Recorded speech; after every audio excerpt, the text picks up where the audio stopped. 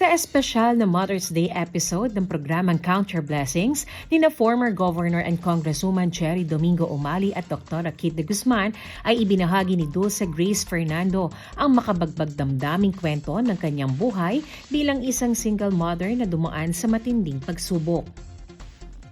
Sa murang edad na 22, kinaharap niya ang pagkakahiwalay sa kanyang asawa habang 2 buwan pa lamang ang kanyang anak.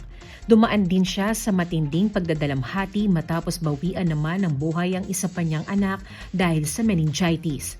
Dahil sa bigat ng kanyang pinagdaanan ay pansamantala siyang lumayo sa simbahan, ngunit muli niyang natagpuan ng pag-asa at lakas sa pamamagitan ng kanyang pananampalataya sa Diyos.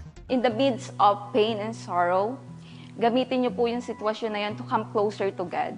Kasi siya lang po yung magbibigay ng comfort dun sa season ng buhay ninyo na yon. And always surrender it all to God. And i-trust nyo lang po siya sa lahat ng nangyayari sa buhay po ninyo. Kasi siya lang po talaga ang may control ng ating life. Sa kabila ng hirap ng buhay at pagiging working single mom, hindi niya binitawan ang pangarap na makapagtapos ng kolehiyo.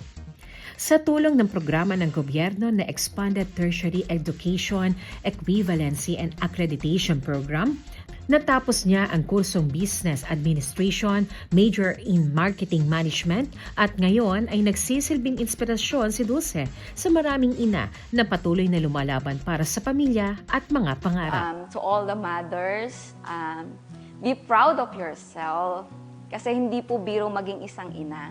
Every day po, iniisip nyo po kung paano i-balance, kung paano nyo i-budget ang lahat-lahat. And always believe that in your journey, God is always with you. Laban lang po talaga tayo. Kasama si Elsa Navalio, Shane Tolentino para sa Balitang Unang Sigaw.